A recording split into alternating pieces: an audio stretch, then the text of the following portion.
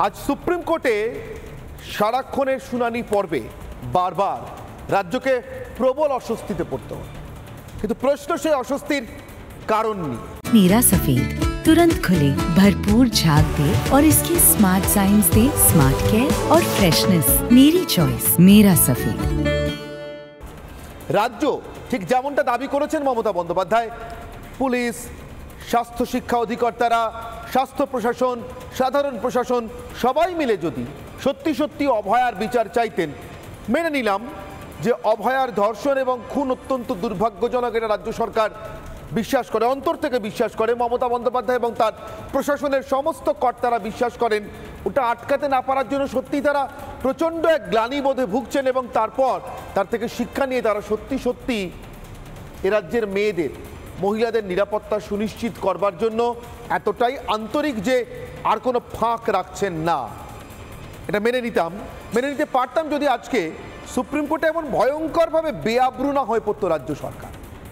এ রাজ্যের সরকারের প্রধান মুখ্যমন্ত্রী মমতা বন্দ্যোপাধ্যায় 13 বছর ধরে যে কাজটা সুচারুভাবে করে এসছেন, জেলায় জেলায় প্রশাসনিক বৈঠকের নামে প্রত্যেকটা প্রশাসনিক বৈঠক থেকে নতুন প্রতিশ্রুতি, পরের প্রশাসনিক বৈঠকে এসে তার কতটা পালন হলো বা পূরণ হলো সে সম্পর্কে খোঁজ না নিয়েই নতুন প্রতিশ্রুতি আর আগেরগুলো যেন সব হয়েই গেছে, এরকম একটা অদ্ভুত ভাব দেখা। এটা দেখাতেই মমতা বন্দ্যোপাধ্যায় বোধহয় খেয়ালও করেননি। তিনি প্রত্যেক 2 বছর অন্তর পরের 2 বছরের মধ্যে সারা বাংলায় জল পৌঁছে দেওয়ার প্রতিশ্রুতি দিতেন। তিনি প্রত্যেক 2 বছর অন্তর পরের 2 বছরের মধ্যে বা 1 বছরের মধ্যে বা এই বর্ষার মধ্যে গোটা বাংলার, সারা রাজ্যের রাস্তাঘাট একদম মসৃণ করে দেওয়ার প্রতিশ্রুতি দিতেন। এগুলো বলতেই মমতা বন্দ্যোপাধ্যায় খেয়াল করেননি যে এ রাজ্যে নয় হোক, এ দেশে কোথাও না কোথাও কেউ না কেউ কোনোদিন হয়তো নজর করলে ধরতে পেরে যাবে তার এবং তার প্রশাসনের এই ভয়ঙ্কর সংখ্যার গরমিলের খেলা, অথবা স্রেফ জনমোহিনী আকর্ষণে ধাপ্পাবাজির খেলা। সেই খেলাটাই আজ দেশের সর্বোচ্চ আদালতে ধরা পড়ে গিয়েছে। কপিল সিব্বল যতবার তদন্ত প্রক্রিয়া নিয়ে কলকাতা পুলিশের দুর্বিনীত কমিশনার এবং তার গ্যাং যেভাবে অভয়া খুনের তদন্তে তথ্য প্রমাণ লোপাট করেছে, ধর্ষণের তদন্তে তথ্য প্রমাণ লোপাট করিয়েছে, যে ঘটনা যেখানে ঘটেছে সেই জায়গাটাকে যত রকমভাবে সম্ভব লোকজন ঢুকিয়ে সে জায়গা থেকে যা তথ্য প্রমাণ পাওয়া সম্ভব সেগুলোকে লোপাট করতে বা করাতে সাহায্য করেছে, তার কোনো কিছু নিয়ে প্রশ্ন করলেই কপিল সিব্বল নিরুত্তর। মুখে রা কাটছেন না, আসলে কাটতে পারছেন না, কাটবেন কি করে? কাগজপত্রই তো বলছে রাজ্যের পুলিশ আসলে, মানে দুর্বিনীত কমিশনের পুলিশ আসলে ঠিক কেমন তদন্ত করেছিল বা করবার ইচ্ছে দেখিয়েছিল। বরঞ্চ সুপ্রিম কোর্টে সিবিআই তদন্তের যে স্ট্যাটাস রিপোর্ট জমা দিয়েছে সেটা দেখে এক লাইনে দেশের প্রধান বিচারপতির মন্তব্য যা দেখছি সেটা ভয়ঙ্কর এবং খুব উদ্বেগজনক। উই আর ডিস্টার্বড, এটা দেশের প্রধান বিচারপতি বলছেন। এবার বুঝুন কেমন তদন্ত করেছে এই দুর্বিনীত কমিশনার। কিন্তু প্রশ্নটা এখানেই যে দুর্বিনীত কমিশনারকে মমতা বন্দ্যোপাধ্যায় সদল বলে আসলে পুনর্বাসন দিলেন কি? আসবো এই প্রশ্নে, কিন্তু তার আগে আজকের এই ব্যাপক বিপুল সওয়াল জবাব, তাতে এ রাজ্যের সরকারের, এ রাজ্যের প্রশাসনের, এ রাজ্যের পুলিশের যে ব্যাপক এবং বিপুল পর্দাফাঁস, বলা ভালো প্রাতিষ্ঠানিক প্রতারণার পর্দাফাঁস হলো দেশের সর্বোচ্চ আদালতে, সেটাকে আপনাদেরকে একটুখানি বলি। যেমন ধরুন, প্রধান বিচারপতির সঙ্গে কপিল সিব্বল, এ রাজ্যের আইনজীবী, রাজ্য সরকারের আইনজীবী, আদালতে কথোপকথন। ডিওয়াই চন্দ্রচূড় প্রধান বিচারপতি বলছেন সিবিআই স্ট্যাটাস রিপোর্ট তো ভয়ঙ্কর, উদ্বেগজনক, এই রিপোর্টের সবটা আমরা পড়ছি না, তার কারণ তাহলে তদন্ত ব্যাহত হবে, তদন্ত ঠিক দিকে এগোচ্ছে। আর এই যে তৃণমূলের নানা স্তরের বড় মেজো সেজো ছোট নানান স্তরের কুচো পুটি নানান স্তরের নেতাগুলো মাঝে মাঝেই নানান রকম পোস্ট সোশ্যাল মিডিয়ায় করে না, বা যেসব টিভি চ্যানেলে, পেটোয়া টিভি চ্যানেলে যাওয়ার সুযোগ পায় সেখানে গিয়ে বলে না, আমরা তো 5 দিনে এই করেছি, সিবিআই 1 মাসে কি পেল। আজকে প্রধান বিচারপতির বেঞ্চ স্রেফ হাঁকিয়ে দিয়েছে কপিল সিব্বলকে। মিনমিন করে বলার চেষ্টা করেছিলেন সিব্বল বাবু, সিবিআই একটু তাড়াতাড়ি তদন্ত করুন। প্রধান বিচারপতি বলেছেন সিবিআই ভালো তদন্ত করছে। যা যা আমরা জানতে বলেছিলাম, যেদিকে তদন্ত এগিয়ে নিয়ে যেতে বলেছিলাম, হুবহু সেদিকে তদন্তকে এগিয়ে নিয়ে যাচ্ছে। সিবিআইকে তাড়া দিলে চলবে না, সময় বাধার প্রয়োজন নেই। 7 দিনের মধ্যে রিপোর্ট দিতে হবে, 10 দিনের মধ্যে রিপোর্ট দিতে হবে। সিবিআইকে সময় দিতে হবে, তার কারণ সিবিআই তদন্তটাই করছে। ইন্দিরা জয় সিং আর জুনিয়র চিকিৎসকদের আইনজীবী হিসেবে এজলাসে দাঁড়িয়েছিলেন। তাহার প্রশ্নের মুখে আরও অস্বস্তিতে পড়তে হচ্ছে কপিল সিব্বলকে। সে কথা আসছি পরের অংশ। ডিওয়াই চন্দ্রচূড় প্রধান বিচারপতি আজ অবাক হয়ে যান ইন্দিরা জয় সিং এর সৌজন্যে। যে কথা বলছিলাম, তিনি প্রথম নজরে আনেন হুজুর এই রাজ্যের সরকার, মানে এই সিব্বল বাবুর মাধ্যমে আর কি, বারবার জানতে চায় জুনিয়র চিকিৎসকরা কবে কাজে ফিরবে। আচ্ছা, একটু জিজ্ঞাসা করবেন এদেরকে, এরা কেন মহিলা চিকিৎসকদের রাতের ডিউটি দিতে বারণ করেছেন? তা আবার নোটিশ দিয়ে, সরাসরি নোটিশ দিয়ে বারণ করেছেন। ডিওয়াই চন্দ্রচূড় দেশের প্রধান বিচারপতি অবাক হয়ে যান, মহিলাদের রাতে ডিউটি করা বারণ কেন? কি করে লিখতে পারেন এ কথা? পুরুষরা যা কাজ করবেন সে কাজ মহিলারাও করবেন, কোথায় আপত্তি? আপনাদের মহিলাদের অতিরিক্ত সুযোগ দেওয়ার প্রয়োজন নেই, তাদের রাতের ডিউটি দিচ্ছি না এটা দেখিয়ে আসলে তাদেরকে ছোট করার প্রয়োজন নেই, বরঞ্চ তাদের নিরাপত্তাটা ঠিকঠাক করুন। আর ঠিক তখনই সিব্বল বাবুর পকেট থেকে আসল তাসটা বেরিয়ে পড়ে। টেক্কা নয়, ওই 1, 2, 3 কিছু একটা হবে আর কি, যেখানে লেখা ছিল আসলে এখনো নিরাপত্তা নেই, তো তাই ভয় পাচ্ছে। বুঝতে পারছেন? এই যে প্রত্যেক দিন গাল ভরা নানা রকমের প্রতিশ্রুতি আর প্রত্যেক দিন নানান রকমের দাবি করে রাজ্যের সরকার অথবা তাদের দলের প্রতিনিধিরা, সেটা যে কতটা অসার। তাদের পাঠানো আইনজীবী দেশের সর্বোচ্চ আদালতে দাঁড়িয়ে বলছে এখনো নিরাপত্তা সুনিশ্চিত করতে পারছি না, তো তাই আমরা চিন্তায়। প্রধান বিচারপতি প্রশ্ন করছেন, আপনারা কাজে ফিরতে বলছেন, নিরাপত্তা নিশ্চিত করা তো আপনাদের দায়িত্ব, তা না করে কাউকে রাতের ডিউটি থেকেই বাদ দিয়ে দিচ্ছেন কেন? কিসের জন্য? নিরাপত্তা নেই বলেই?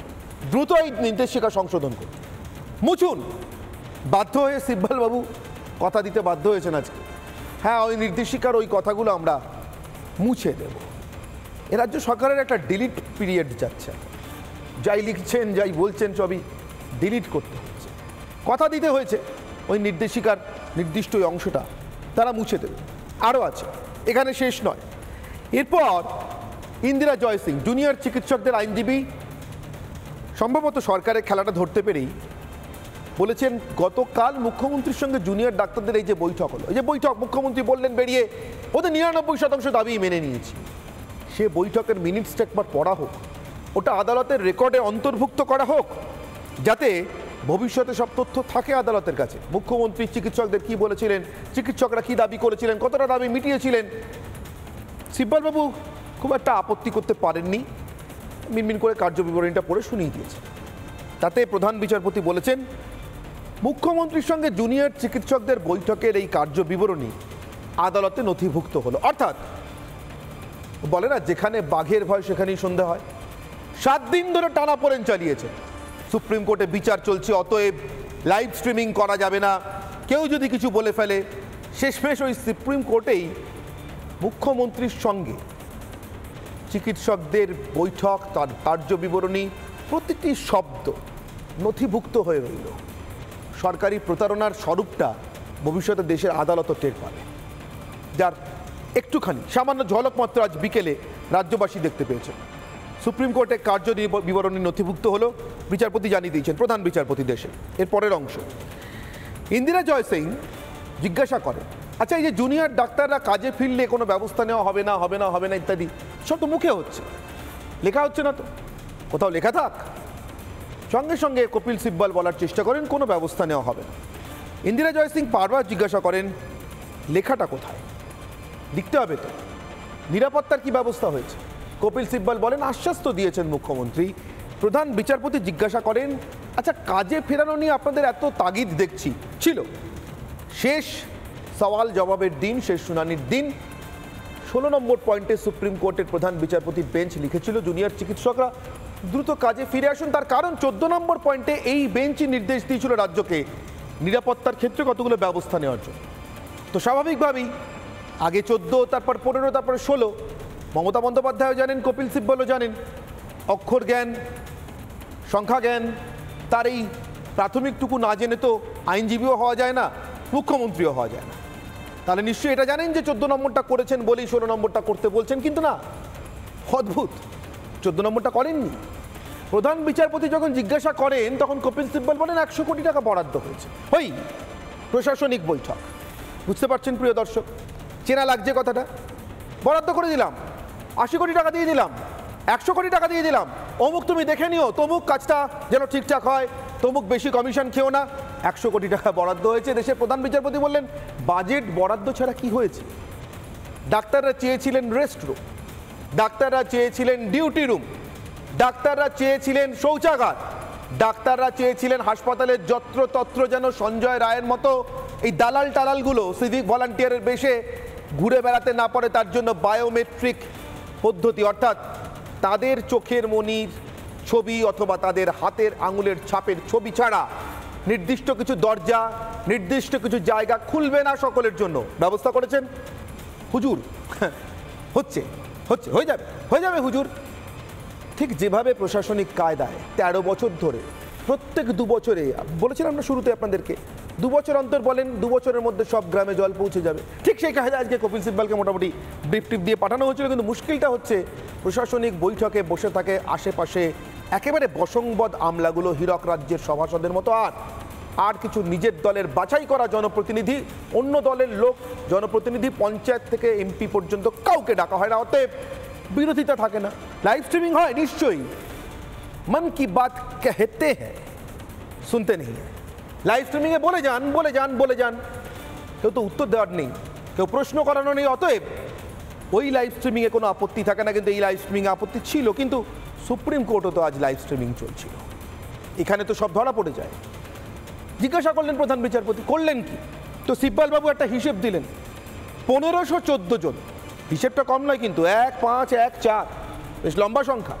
1514 জন নিরাপত্তা রক্ষীকে নাকি নতুন সিকিউরিটি নিয়োগ করছে রাজ্য। রাত্রি সাথী অ্যাপ, গালভরা নাম আছে, রাতের সাথী। তো প্রধান বিচারপতি জিজ্ঞাসা করলেন তার বেঞ্চ, তো এরা কিভাবে নিয়োগ হচ্ছে, কোথা থেকে আসছে, এদের কি যোগ্যতা, কি পরিচয়? না হতেই পারে অবসরপ্রাপ্ত সেনাবাহিনী, অবসরপ্রাপ্ত পুলিশ বা অন্য কোনো বাহিনী থেকে আসছে হয়তো। শুনে অবাক হলেন, 7 দিন, ঠিক শুনছেন, 7 দিন মাত্র ট্রেনিং দিয়ে এদেরকে সব হাসপাতালে পাঠাবে রাজ্য সরকার, ঠিক করেছে চিকিৎসকদের নিরাপত্তা দেওয়ার জন্য। কেউ জিজ্ঞাসা করেননি, ইন্দিরা জয়সিংকেও সওয়াল করতে হয়নি। প্রধান বিচারপতি নিজেই অবাক হয়ে জিজ্ঞাসা করেছেন, এই সঞ্জয় রায় লোকটা ধরা পড়েছে সিভিক ভলান্টিয়ারে, তো এরকমই একটা লোক ছিল না, কন্ট্রাকচুয়াল চুক্তিভিত্তিক কাজ করতো, এই লোকটাই তো ঢুকে ধর্ষণ করলো, খুন করলো। তার মানে এরকম আরও 1514টা লোককে ছেড়ে দেবেন হাসপাতালে যেখানে সেখানে যাবে, মানে শুধু এইটুকু বলতে বাকি রেখেছেন, মানে আবার ধর্ষণ করবে, আবার খুন করবে, খোলা লাইসেন্স দিচ্ছেন, আরও কিছু সঞ্জয় রায়কে ঢোকাচ্ছেন। সিব্বলবাবু বলার চেষ্টা করেছেন এদের আইডি কার্ড থাকবে। প্রধান বিচারপতি জিজ্ঞাসা করেছেন 7 দিনের ট্রেনিং, তাতে এরা নিরাপত্তা দেবে? বলেছেন এজেন্সি থেকে নিয়োগ হবে।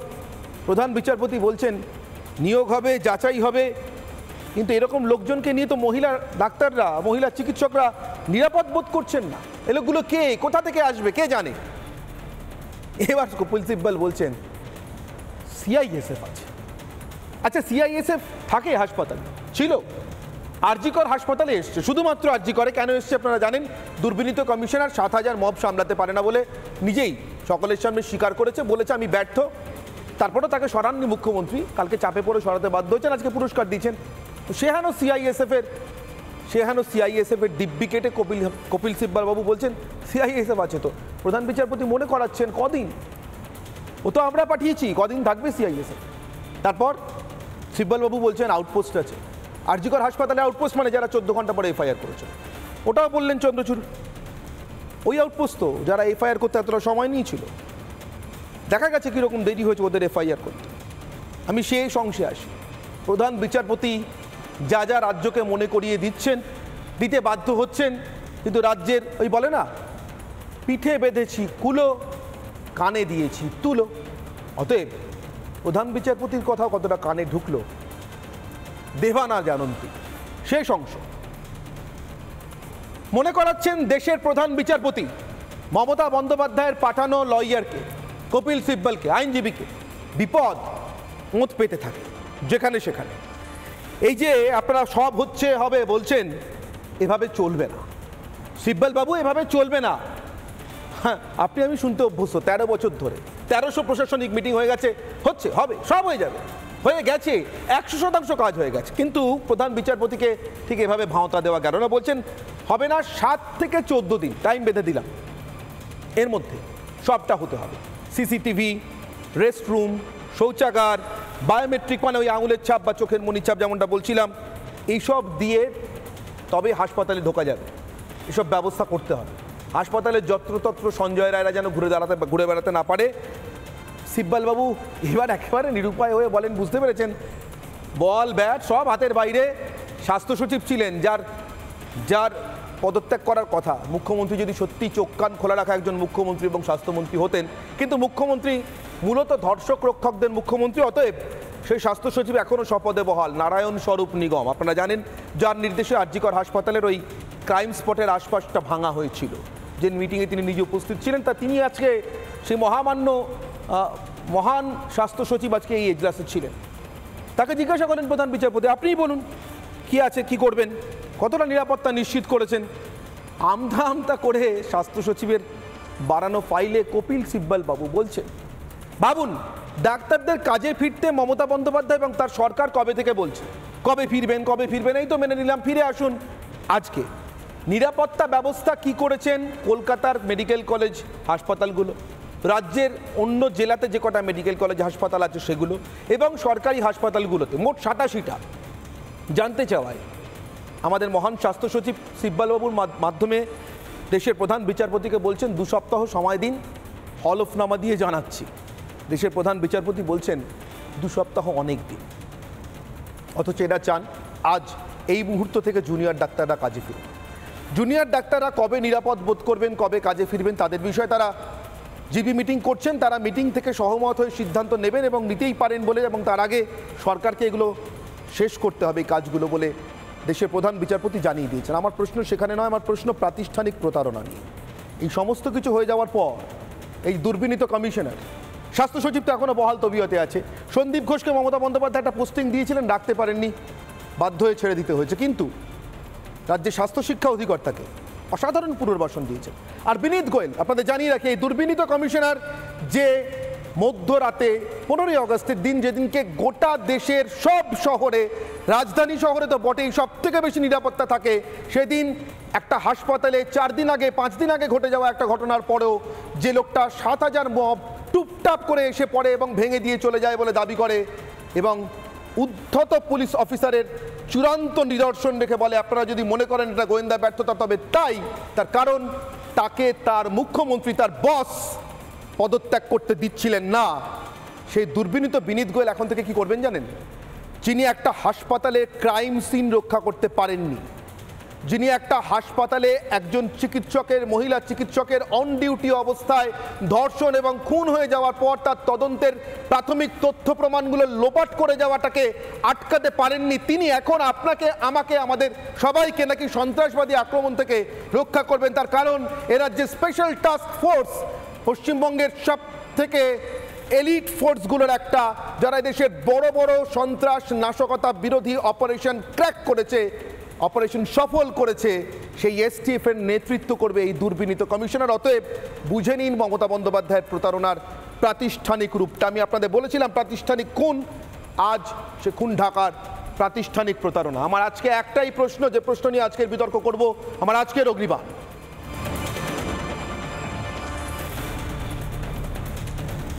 প্রাতিষ্ঠানিক প্রতারণায় বিচার পাবে অভয়া?